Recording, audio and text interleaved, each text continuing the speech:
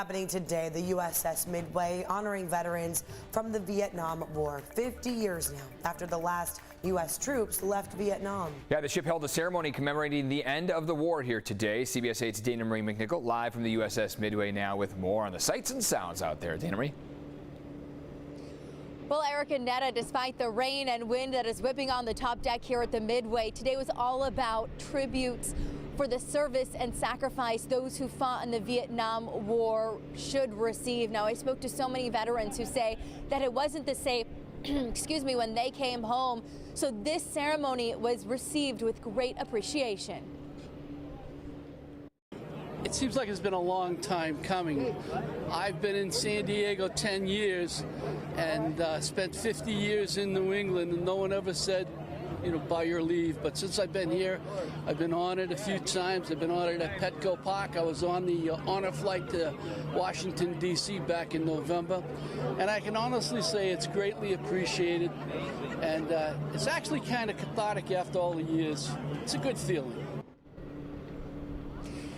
And that was Tom Roy, who fought in the Vietnam War in 1969 and 1971 with 118 assault helicopter crew. Now, although he experienced the negativity when he returned home many years ago, he now feels so grateful for the support he's been given as a veteran here in San Diego, as you just heard. He is one of hundreds of veterans and family members here today on the top of the Midway. After 5 decades, it is truly time that these extraordinary patriots are recognized for their incredible selfless service and sacrifice in the defense of freedom. Now, the crowd listens attentively to the 4 guest speakers, all directly impacted by the war. Commander Everett Alvarez, a former U.S. Navy pilot, described how he was shot down over North Vietnam in 1964 and spent nearly 9 years as a prisoner of war. Then Jim Collins with the U.S. Marine Corps fought with a recon battalion and shared how he was wounded during combat in 1969. We also heard from family members of those who passed away in the Vietnam War. Roy Knight III, he spoke about his father, a U.S. Air Force pilot who was shot down over Laos and killed in 1967 when he was just 11 years old.